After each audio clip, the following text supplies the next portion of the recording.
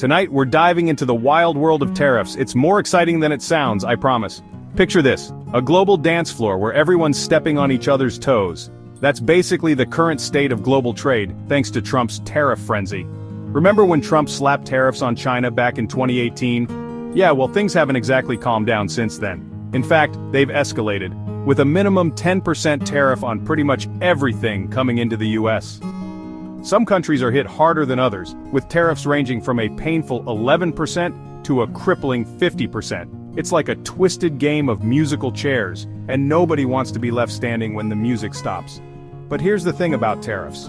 They're not just some abstract economic policy, they have real-world consequences for businesses, consumers, and entire countries. So buckle up because we're about to take a whirlwind tour of the global economy to see just how much damage these tariffs are doing. Spoiler alert, it's not pretty. Let's start with China, shall we? The U.S. quote, S favorite economic frenemy. Trump's tariffs have hit China particularly hard, with the latest round pushing rates up to a whopping 125%. That's like going to buy a pair of Chinese-made sneakers and finding out they now cost more than your rent. Unsurprisingly, China's not exactly thrilled about this.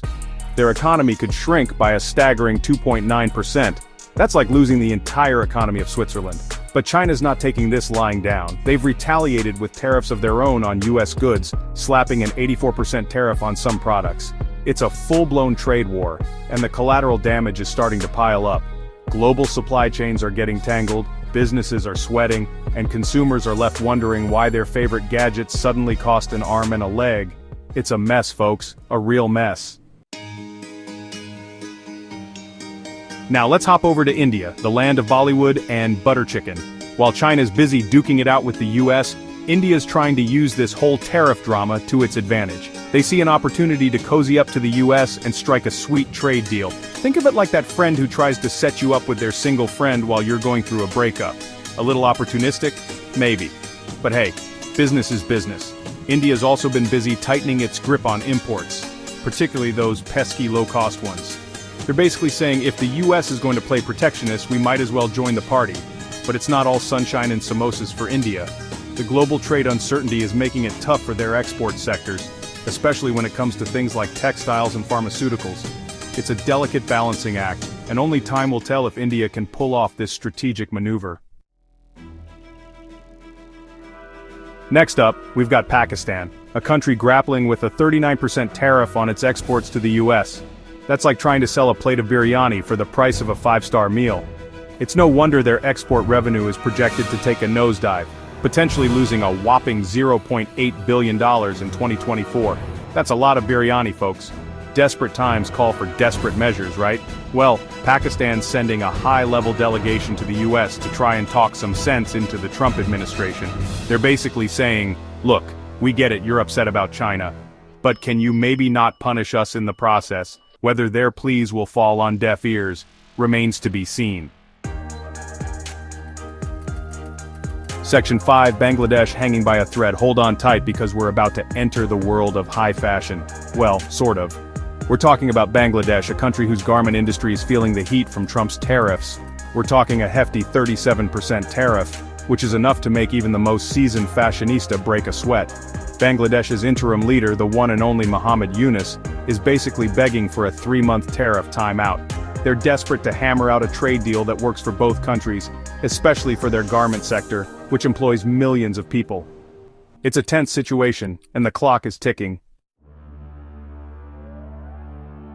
Section 6. The European Union, a cautious dance. Now let's cross the pond to the European Union, a collection of countries trying to navigate this whole tariff mess with a mix of caution and annoyance. They've hit the pause button on their retaliatory tariffs on US imports worth a cool 21 billion euros. It's like they're offering Trump a temporary truce, a chance to come to his senses. But don't let the temporary de-escalation fool you. Underneath the surface, tensions are still simmering. The EU's not afraid to play hardball if it has to, and they've got a whole arsenal of counter-tariffs ready to go if things go south again. It's a delicate dance, folks, and one wrong step could send everyone tumbling. Section 7, Russia, watching from the sidelines. Meanwhile, on the sidelines of this global trade brawl, We've got Russia, a country that's been spared from direct tariffs, but is still feeling the ripple effects. Imagine being at a party where a fight breaks out, and you're just trying to enjoy your vodka and caviar while everyone else is flipping tables. That's Russia right now. But even though they're not directly in the line of fire, Russia's not getting off scot-free. The global trade war is causing oil prices to plummet, which isn't ideal for a country whose economy relies heavily on oil exports. They're also facing the possibility of higher interest rates and increased dependence on China, which is never a comfortable position to be in. Section 8. The U.S. economy shooting itself in the foot. Now you might be thinking, John, this all sounds terrible, but surely the U.S. must be reaping some benefits from these tariffs, right? Well, here's the thing, not so much. In fact, there's a growing chorus of economists who are basically saying, hey America, you're shooting yourself in the foot. The tariffs are projected to shave a whopping 8% off the U.S. quote, S GDP. That's like flushing the entire economy of Texas down the toilet. Wages are expected to take a 7% hit, and middle-income households are looking at a lifetime loss of $58,000. Sure, the tariffs are projected to bring in over $5.2 trillion over the next decade, which could help chip away at the national debt, but at what cost? It's like trying to put out a fire with gasoline. It might extinguish the flames, but it's going to leave a whole lot of damage in its wake. Section 9. The future of trade. Can we talk about this? So, where do we go from here? Well folks, the future of global trade is hanging in the balance. Trump's tariffs have thrown a wrench into the works, creating uncertainty, volatility, and a whole lot of finger-pointing. The U.S. stock market is having a collective meltdown, oil prices are in freefall, and countries around the world are scrambling to figure out their next move. It's like a giant game of Jenga, and everyone's holding their breath, waiting to see who pulls out the wrong block and sends the whole thing crashing down. The bottom line is this: tariffs aren't the answer. They're a blunt instrument that's causing more harm than good. What we need now is diplomacy, collaboration, and a willingness to find solutions that work for everyone. Because if this trade war continues to escalate, we're all going to lose. And that's a future none of us want to see.